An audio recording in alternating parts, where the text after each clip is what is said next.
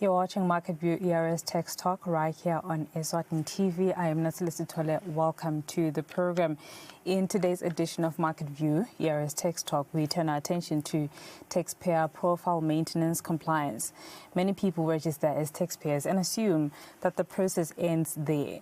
However, registration is not a once-off event. As our personal and business circumstances change, it is very important that the information held by the Eswatini Revenue Service remains complete, accurate, and up-to-date. A simple change, such as a new phone number, banking details, or even a change in company ownership can have a significant impact. In an era where digital services and effective communication are important, maintaining an updated taxpayer profile is more than just a requirement, but more so a responsibility. Our guest from the ERS will explain why profile maintenance matters, what information needs to be updated, and of course the many benefits of staying compliant. But first, our business update.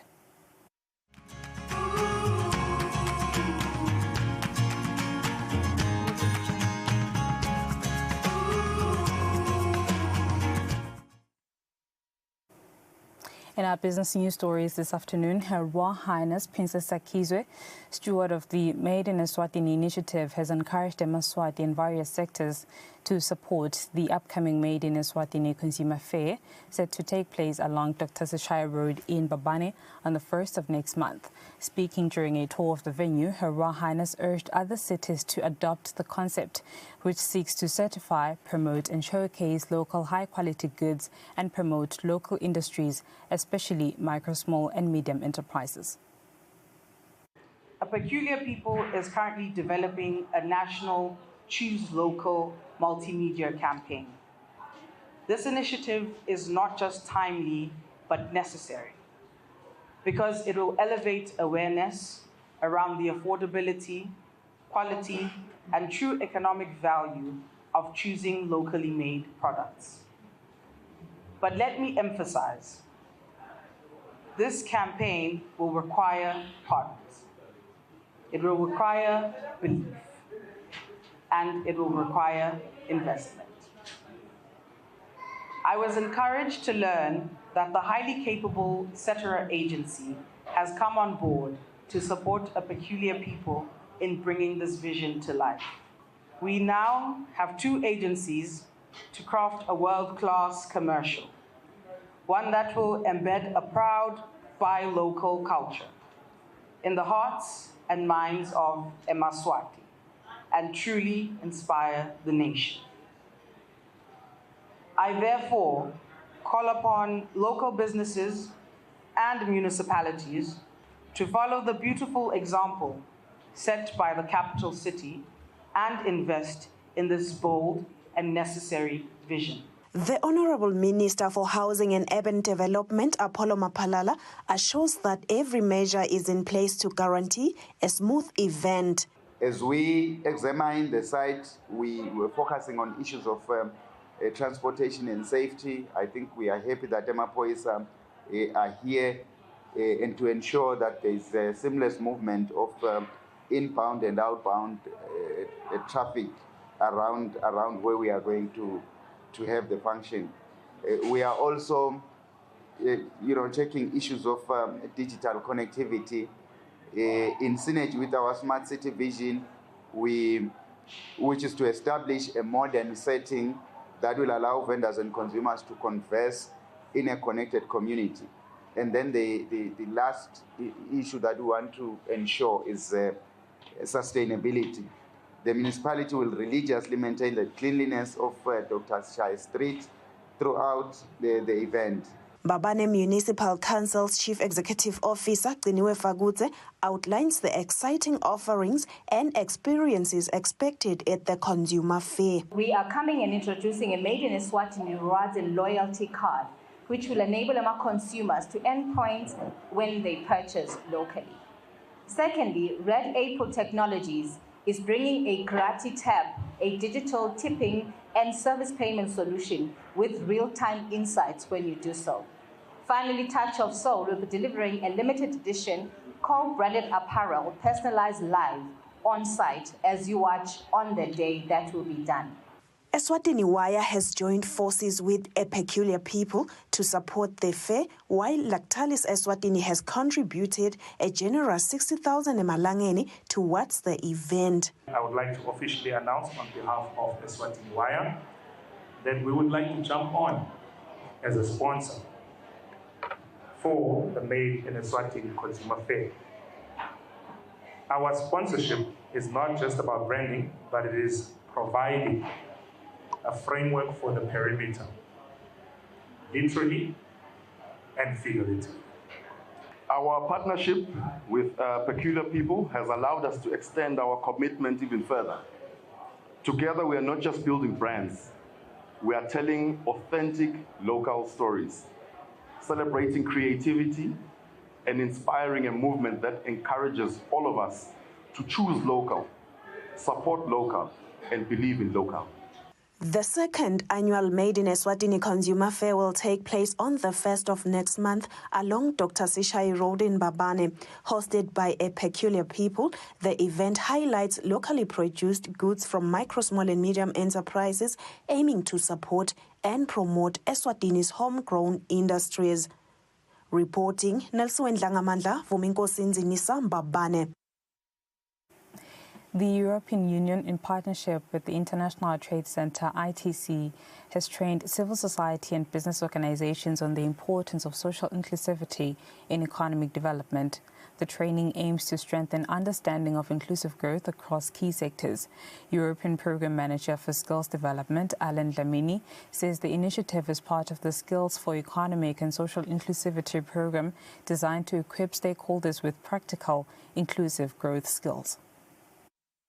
We are implementing a project which we call Skills for Economic and Social Inclusivity, which is about addressing the issue of technical and vocational training, collaborating with NGOs. We're trying to see how we can make our training institutions, especially around TVET, more inclusive, especially for the people that are living with disabilities. Bongani Simelane, institutional sustainability expert at the International Trade Center, explains the organization's role in supporting and guiding the project. We are also potentially looking at how we can partner with CSOs and non-formal training TVET providers, and also some of the NGOs that are advancing some skills to the youth, also persons with disabilities and women, to say how do they then build their capacity in terms of also linking them to opportunities. Representatives from various business organizations, including the Federation of Eswatini Business Community,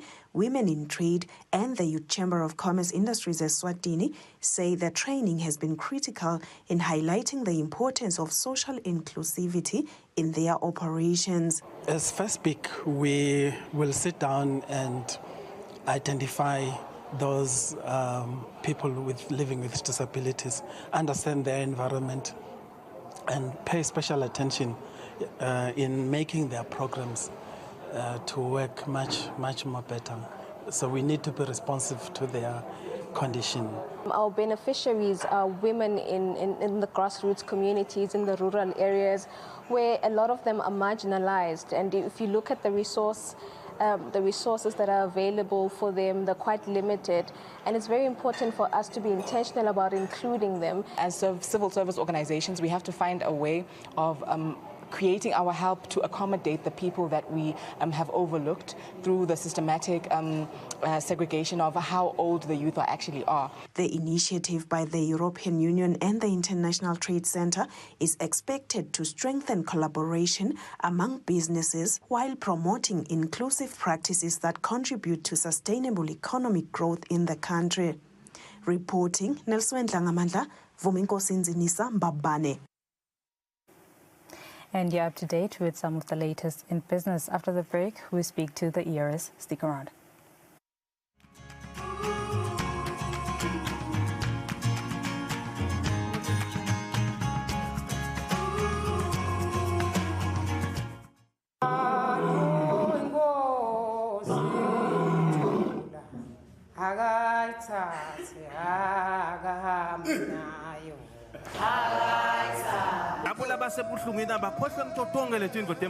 Those that are in pain must forget all the problems they have. Because the things of the earth have got no answer.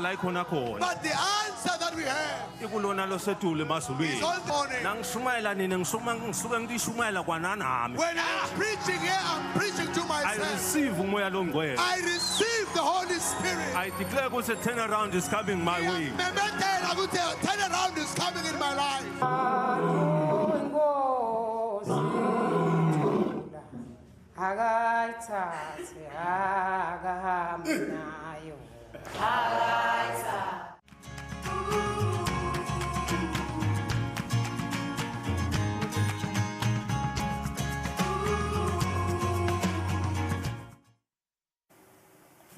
Welcome back. Moving on with the program. In today's discussion, we focus on an important topic for all taxpayers, that is taxpayer profile maintenance compliance. Why is it important? What information should be updated? And how can it be done?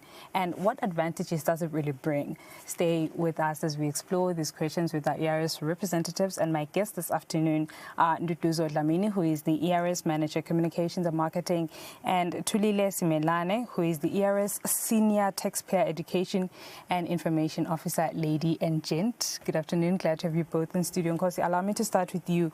Why is it important for taxpayers to keep their profiles updated? Good afternoon to you, Notsil, and the viewers, and thanks for having us once again at the studio for us to talk tax and anything ERS matters. Maybe I'll start unpacking with the importance of why our clients need to update their profile. Firstly, this is beneficiary to both ERS and our clients. And then secondly, it is quite important for ERS to have the correct and accurate information as we work with our ERS. Maybe I'll make an example around that so that our viewers and clients could understand this more. Let's say a client does change their bank account, and then we do know that as we work with our clients, they do make payments to us, and sometimes in our processes, there is a time where we also need to refund some of those monies back to them. So with that, having an outdated bank account, it will lead to funds being sent to a wrong account, or funds bouncing and coming back, which will then also cause delays, reconciliation, and resources both from ERS and the client. So it is quite important that we do update our profile so that we make sure we minimize these errors as we work and continue with our clients. And then secondly, is just to also mention that this is not just a local requirement. This is a standard a requirement which we also benchmark with organizations such as TADACH, which we work on a day-to-day basis. So we just wanted to remind our clients on that registration is not a once-off process. We need our clients to keep updating as we work with them. I think the key takeaway for me on this one, Duduzo, is that clients need to be updated as soon as possible. So that's why the ERS then needs to have this kind of information so that they're able to relay or convey messages to the right person and just as soon as they can. Tulile, my next one is for you. When referring to profile maintenance, what specific details should taxpayers perhaps update, and can you maybe just provide examples on that? Thank you, Notsil, and good afternoon to the viewers. It's a pleasure being on the show today. Yes, all information needs to be kept current, up to date with the ERS. Key areas include email addresses for when we need to send communication to the taxpayer. It's important that we have the correct email address so that they get that information on time. Also, contact details like a phone number. So when a filing deadline approaches, we usually send reminders just so to ensure that no taxpayer misses a deadline. So if we have the correct contact numbers, like your phone numbers, cell phone numbers, we'll be able to send those messages and they get to the client on time, so that they're able to also file on time to prevent non-compliance. This also includes changes such as changes in company ownership or directorship. We should always know who are the current directors of a particular company. Also, public officer information. A public officer is a designated individual who represents a company at the ERS, since a company is an artificial person. So it's always important to make sure that that designated person has been appointed, and in an event where there has been some changes or replacements, we should be notified as soon as possible. Also, this includes and all other taxpayer information in our database, from email addresses to phone numbers to changes in company ownership. This is just information that clients need to have ready and accurate for the ERS. And also banking details, like Nduduzo mentioned earlier. So usually when banks change their systems, you find that even the bank accounts change. So it's always important then that clients do alert us in the event that change happens, so that should we need to process their refunds, we're able to do that timely to avoid any delays. Right. Yeah. I definitely wouldn't want to miss out on a refund. Nduduzo, how can taxpayers update their profiles? Thanks, Notsila. It's quite a simple process. So what we did at ERS, we did try to digitize all our processes and things we work with clients. So what the first step would be, they would need to visit our website, www.ers.org.sz, and then they will navigate to where it says forms.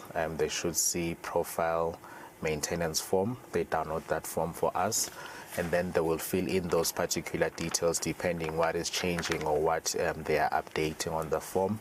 And then again, when they need to submit, they'll submit the form back to us. But what we also require is them to attach those necessary supporting documents. Earlier I made an example of bank accounts.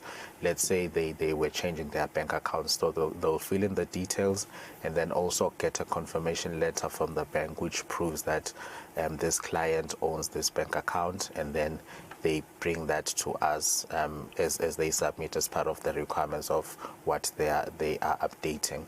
So they can do it in either way. They can submit it through our email. So they will send it at info@ers.org.sz, and then we should be able to take it there and then feedback them once the details are updated. Or they can also visit our service centers to physically drop those updates, and then once everything is updated, we should alert them that their details are updated. Compliance simplified. Tulile, my next one is for you. People don't like back and forth. So when I register as a taxpayer, I immediately think, oh, the ERS has everything that they need from me, contact details, all of that information is already up to date. But here you are, we're having this conversation on maintenance and keeping the profile current. What are the advantages of keeping the taxpayer profile current? Thank you, Notsila. There's so many advantages. So this allows for a smooth and prompt communication from us to the clients, so that information gets there on time. This also allows for correct and timely processing of returns and, of course, processing of refunds. It also helps with enhanced service delivery, so that we through the digital platforms. For example, the TaxEase platform, for one to gain access, we need their correct email address. So it also it helps with improved data accuracy to ensure data integrity, and also to comply with Data Protection Act requirements that we send the right information to the correct individual. So this is an all-round, is it rather an all-year-round exercise that doesn't, because the ERS often talks about deadlines. Yeah. And in this instance, are you saying I can just do it anytime, or the ERS has maybe a specific period to say this is the only time where ERS clients can get their profiles updated? Thank you for that. As and when there are changes, we need them to alert us as soon as the changes happen. Yes. Fair enough. So, care to wrap it up for us? What would you say, or rather your closing remarks, message from a communications perspective? First is to just say we ERS were happy to assist our clients should they need to update their profile. As I've mentioned, it's a digital process. And then secondly, if they need any information, probably we do also update on our social media platforms. They can just search us at Eswatini Revenue Services. We should be able to assist them there. Should there be a need to also email us to get more information about how to update your profile, they can email us at info@ers.org.nz, and we'll be happy to assist them as they continue to update their profile. Fair enough, Jose. Ngoni, thank you both for your time. That was Ntuzo Dlamini, ERS Manager Communications and Marketing, and Tulile Similane, ERS Senior Taxpayer Education and Information Officer for the Eswatini Revenue Service. We were discussing taxpayer profile maintenance, the information that you do need to have updated with the ERS, and when or how you can actually get your profile updated. Our in-house economist, Sanele Sibia, joins us, is already on standby actually after this.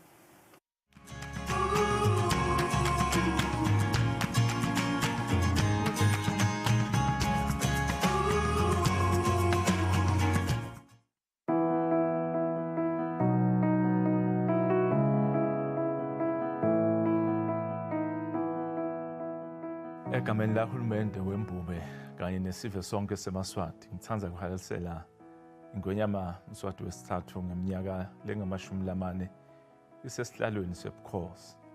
Kule minyaka lengama-40 ingwenyama ihole isive semaswati ngelithando nangenhlakanipho. Buholi bayo ingwenyama buphindze babonakala ngekuthi live libe ingcenye yetinhlangano temhlaba lapho khona kuphakanyiswa uthula nentuthuko. Ubuholi bayo inkosi bubeke embili emasiko leselive laseSwatini lidume ngawo umhlaba wonke. Kule minyaka ingwenyama isesihlalweni live lichubekele embili kutentuthuko netakhiwo letinkulu, kutemfundo, kutempilo, kutekulima nenhlalakahle yemaswati. Sibonga inkosi yelizulu lesibekele ingwenyama esihlalweni. Sithandaza njalo ukuthi uNkulunkulu ambusise wekunene ngenhlakanipho yobuholi nangempilo lenze bayethe wena baphakathi.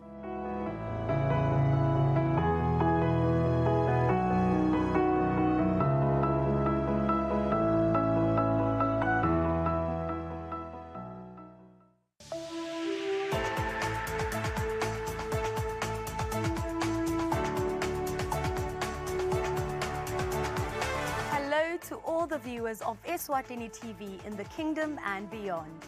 Eswatini TV is regulated by the Eswatini Communications Commission through the Broadcasting Code and Broadcasting Guidelines. Under these instruments, the station commits to broadcasting information and news that have been fact-checked, programs and content in respectful language with no elements of hate speech, violence or sexual activity.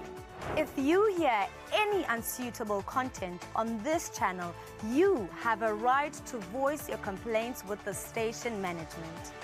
Should you not be satisfied with the response or action taken, you can escalate your matter to the Communications Commission at PO Box 7811 Babani. Call 2406 7000 or send an email to info@esccom.org.za. For more information, visit www.esccom.org.za.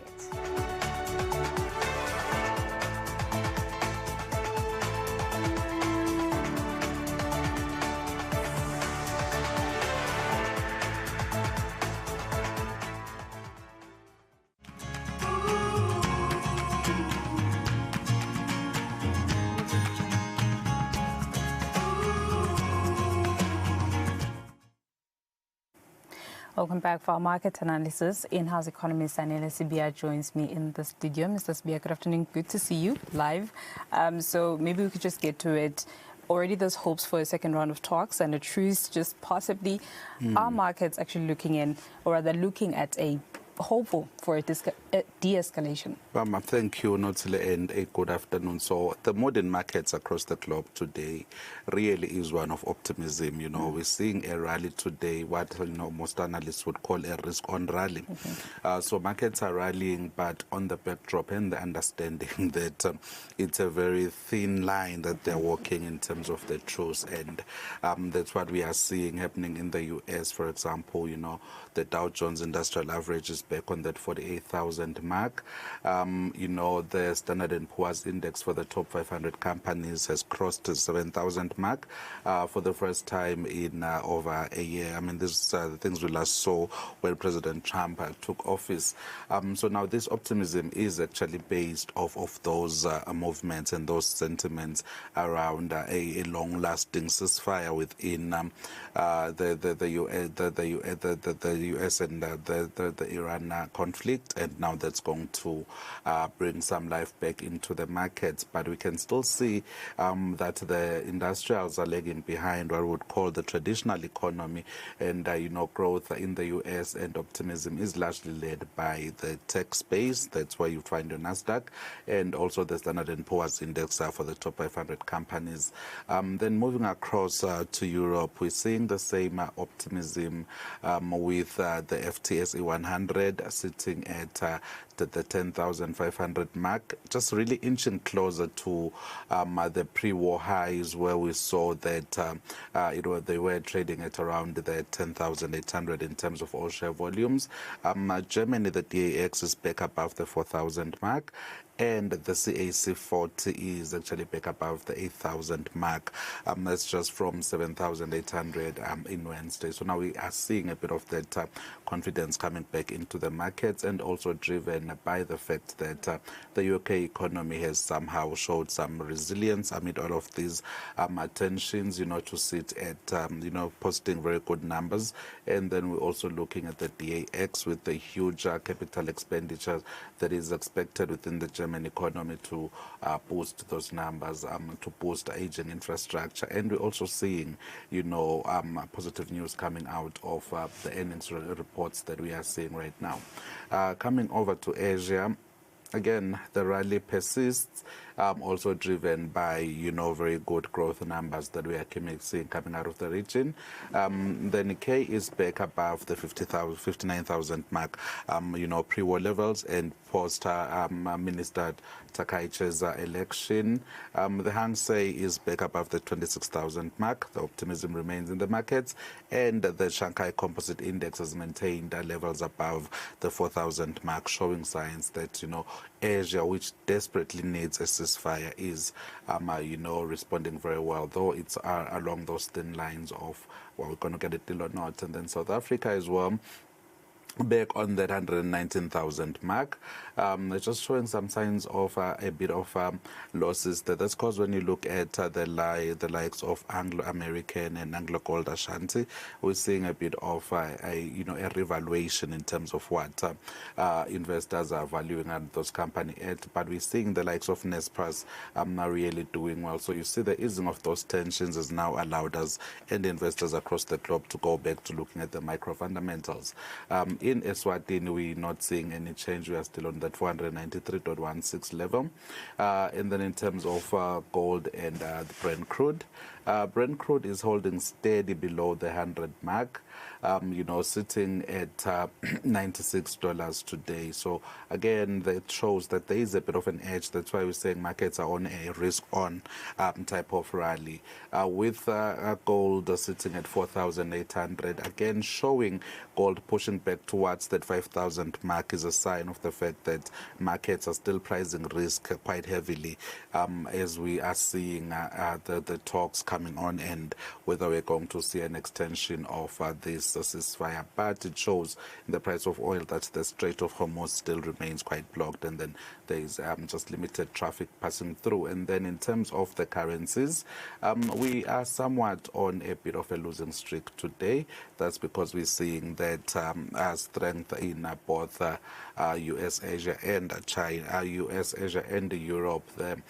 So we're trading at 16.41 against the dollar, and we are trading at 19.32 against the euro, and we are trading 1 lilangeni for 9.7 Japanese yens. So largely driven by the fact that the risk still remains in the markets, but we are seeing resilience in the US and also in China and also in Europe. So we're seeing, that revaluation in terms of the currencies. Fair enough. Mrs. Bia, thank you very much for your insights. That was in-house economist Annelies Bia sharing insights on the day's trade. This has been Market View, ERS Text Talk. Until the next edition, bye-bye.